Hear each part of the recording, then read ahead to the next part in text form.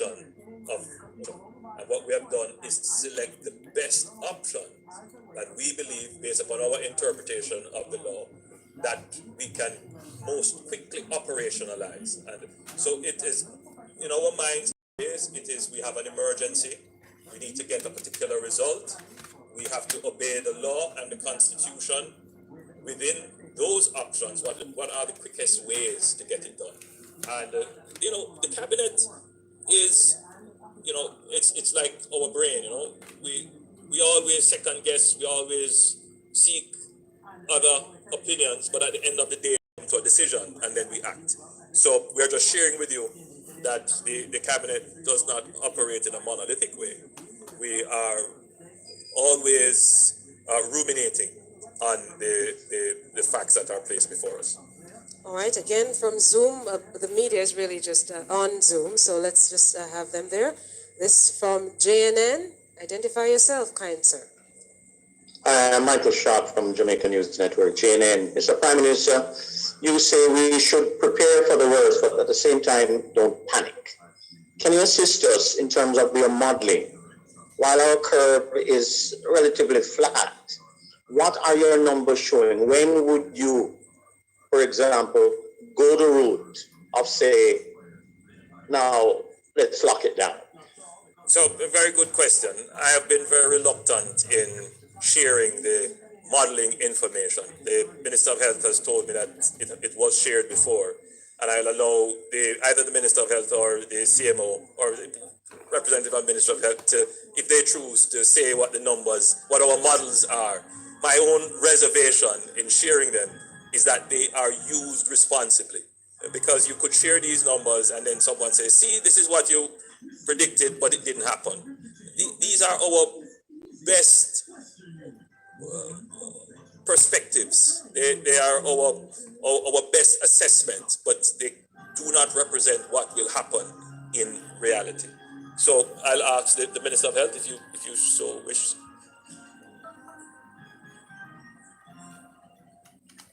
Thank you, Prime Minister. So in terms of using responsibly, I want to reiterate that. But the modeling that was done with the team, led by the Chief Medical Officer, was done on the basis, and our epidemiologist, Dr. Webster Carr, was done on the basis of the 2008 H1N1, 2009 H1N1 outbreak. And currently in the country, we expect the public health system, well, public and private, to deal with about 1 million cases of respiratory ailment, flu-like symptoms. The modeling that was done suggested that we could see an additional 1 million to 1.5 million cases, which would take us up to 2.5, 2.6 million. Now, it's important, though, that that number doesn't scare the population, because the vast majority of those persons affected would be mild, easily treated, no need for a doctor. The multi-symptoms, the rest, the juice, and they'll be back up and running. And the evidence suggests that across the world, as it relates to this particular virus, in terms of the numbers that actually pass on from the virus, very minimal. I think it's now at 2.5% of those who are affected globally. But of those numbers, we had projected that about 400,000 would end up in our public health system. And of that number, approximately 2,000 or thereabouts would be serious enough to be hospitalized. And of those numbers, about 350 to 400 would be severe enough to require high dependency or ICU care. And that's where pneumonia would be the sort of common ailment, which of course, depending on your underlying condition, your age, your immune system, could result in fatalities. So we start with a very large number, but it gradually comes down to a relatively small number, but enough to create significant challenges for persons who are not prepared. And we are preparing the health system to deal with those numbers. Thank you, Minister. Prime Minister, it's 2 minutes past 8 o'clock on a Friday. evening. I just have a few more. I know Alicia Dunkley is waiting from the Observer in line. Let me just quickly go to Twitter for you. Sanjay Lewis from Power 106. I think the SMO might have spoken to it, but he's still asking, is there a plan to increase testing? And also from Twitter, Emily Crooks is asking, in light of the UK Prime Minister and others in government in the UK having tested positive for COVID-19 and your orders, Prime Minister, for people to work from home, when will you start working from home?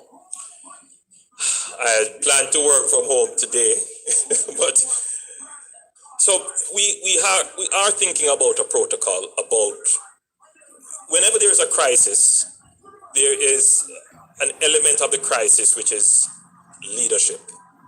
And leadership has to think about the continuation of government, the continuation of the entity, the continuation of the enterprise.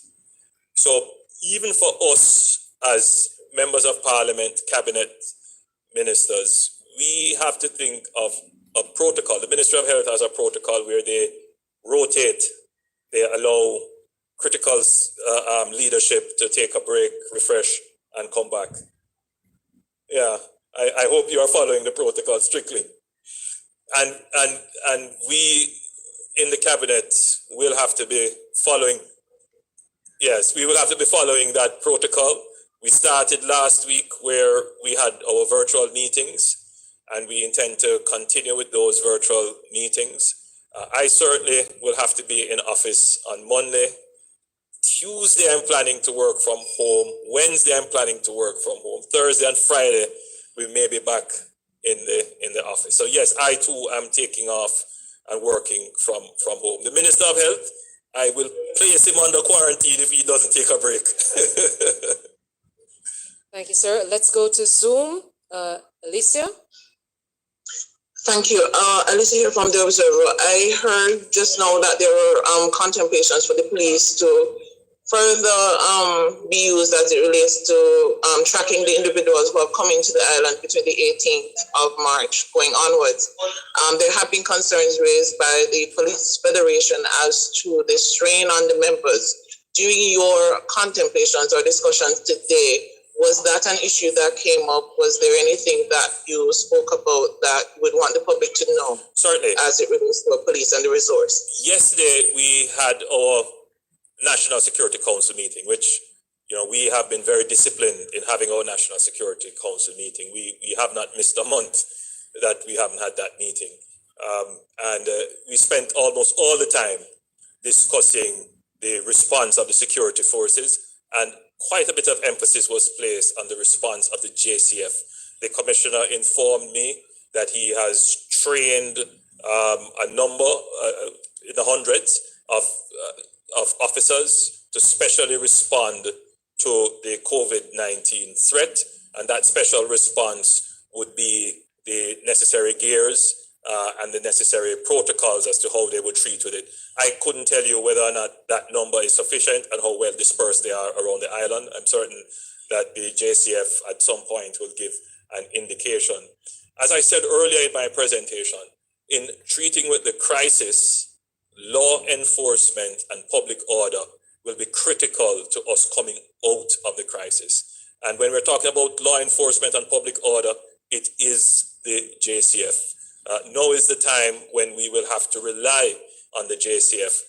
We, however, cannot place our men and women at risk without providing them, first of all, with the proper gears and with the right training and standard operating procedures to allow them to effectively execute the tasks assigned to them. So we are not saying that the police by themselves will be asked to do this. Certainly they would have to do this in conjunction with the health officials and at the direction of the health officials. But since you have raised a question, let me repeat. We have asked the police to scrub the manifests that are there, pick up addresses that we have, to work with the Ministry of Health, to visit addresses to see whether or not these addresses are suitable places for quarantine. And if the persons are there, to track and trace them. And if they are not observing the quarantine, it would be the discretion of the Ministry of Health and the officers to either warn or charge or place in state quarantine. If we go a second time and there is still a non-observance of the quarantine protocol, then definitely charges will be laid and those persons placed into quarantine, state quarantine, and the enforcement will be at that point complete. Thank you, sir. We've done Zoom, we've done Twitter. Let's go to our last two questions then from Facebook. Justice is asking, has anyone left hospital who's recovered? And finally, the final question, sir, why not ask the airlines to release names of the arrivals in Jamaica in this temporary public matter? Okay, so on the first question of anyone being released, no, but we do have a number of persons, I think numbering about 4 persons who are now asymptomatic. In other words, they've passed through the worst. 6 persons who are asymptomatic. So they have passed through the worst. They're not showing the signs, the coughing, the sneezing, the fever, and so on. There is a protocol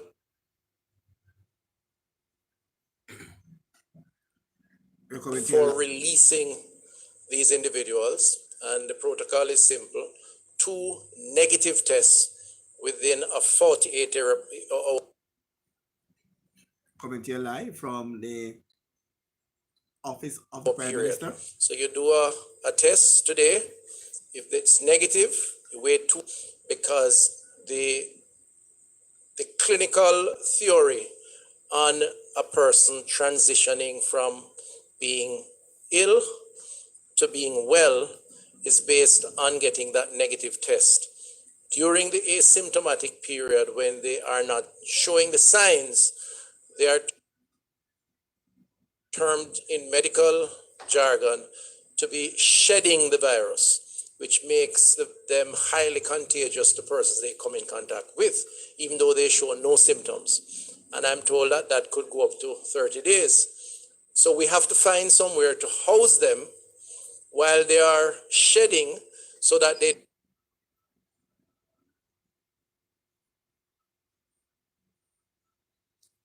do not contaminate other persons. And that is why we need these transition facilities, if you will, because otherwise we have to keep them in the hospital, in isolation, which takes up the space for others who really need it to occupy. So we have these 6 persons who we will test again, I believe, in another day or 2, and we'll keep doing that until they are able to be released.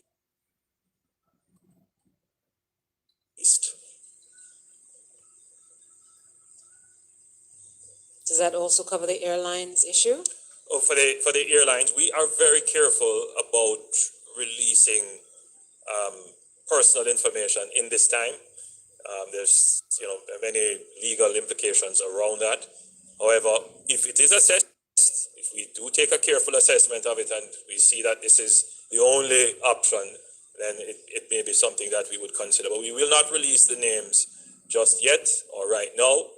What we will do, however, is to release the... Coming to you live from the office of the Prime Minister. Something like a problem with the feed there. Again, we are live this time. Airline, the flight numbers and the dates that the flights have come in, and ask the... And for persons who know of others not observing the quarantine order, coming from the Gleaner earlier, and 18 degrees north, Ms. Zara Burton is asking, is dizziness one of the symptoms of COVID-19? Apparently she's saying that there is some miscommunication with what is on the hotline and what she understands symptoms to be. So those are the last 2 questions. Well, as it relates to whether or not we have a hotline up, yes, we do have the 888 One Love. We also have... Again, the feed there. You can see the feed is in and out. Emails. It's COVID-19 @moh.gov.jm. So we would appreciate the information from the public, particularly if you were to use the email, because that doesn't have the level of congestion as the calls to the line. So just to repeat, it is COVID-19, all one word, at moh.gov.jm. And of course, if you have traveled and you All right. Is are in quarantine or not, please. if you have traveled between March 18th and 23rd, you should self-identify by going to Jamaica19.moh.gov.jm. Around COVID to keep COVID out and to keep us safe. Minister, you want to address the question of the dizziness or maybe the So again, while the feed is acting up, if you came in the island between March 18 and 23, yes, you have to. All right, we are join the MOH. Symptoms. But That's Mrs. symptoms Dr. vary Jacqueline in Desai, various sir. populations. Doctor, You have beg your the pardon? elderly population who will respond differently.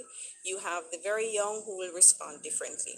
So if somebody is having symptoms and have a contact history, and when I say symptoms, if they're having any symptoms and they have a contact history or a travel history, then it is important that we direct them from the hotline to speak to a doctor.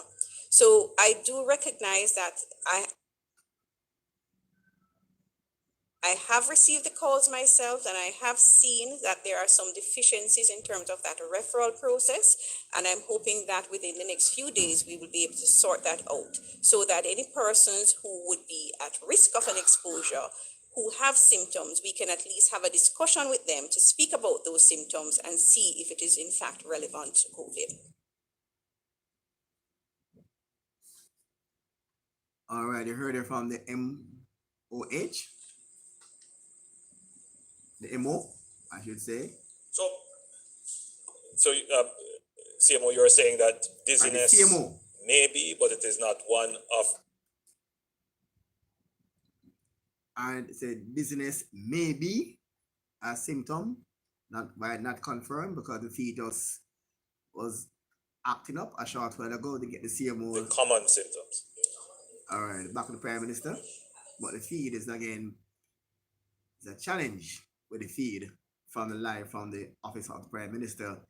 It's a COVID press conference. And persons. First of all, a contact history or a travel history or something that defines a risk of exposure. And then on top.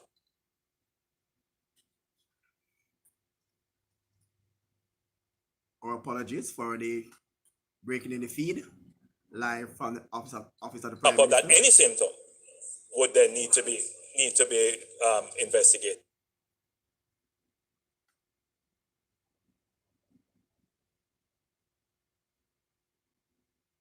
This is a live feed. So you see the issue with live feed. Here is a COVID-19 press conference and it's now on. They are now doing the question and segment. I think they are just concluded the press conference there. Look like Dr. Says the elbow the Prime Minister and Dr. Tufton there observing, they say. That's Dr. Christopher Tufton and the Prime Minister. All right, and again, before we go, it looks as though they are now come to the end of the press conference. We don't see now Mr. Carl Samuda there too, left of your screen. That's Carl Samuda, and the feed is just about doing some. The feed is just about giving some actions there. All right. I think they just ended the press conference a short while ago, and welcome back now to WDT Media TV. That was live from the office of the Prime Minister, and it's an update on COVID-19, and they're asking persons who came into the island between the 18th and 23rd turn themselves in, because if you came to Jamaica, make yourself available to be tested. If you came in the island between March 23rd and March 18th, I'd report in that time. So that was we trying to take the conference late because we couldn't get the feed. That was the question and answer segment you saw a while ago from the latest update on the COVID-19 press conference, and the feed was a bit um, up and down, as you saw there.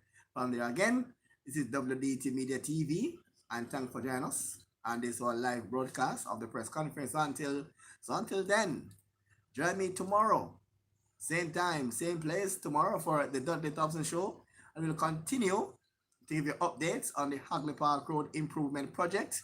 We'll also get in touch with Mr. Stephen Shaw about the green space under the bridge. And we'll also give you update on the Olympic Gardens Police Station now under construction, and also the housing project at White Wing. To give you update on these issues, and yet to start is the new construction of the pilot building at Hero Circle. They'll give you update on the happenings, and also how Jamaica is coping with COVID-19. So until then, have yourselves a wonderful day, and again, thanks for making it WDT Media TV. Have yourselves a pleasant weekend.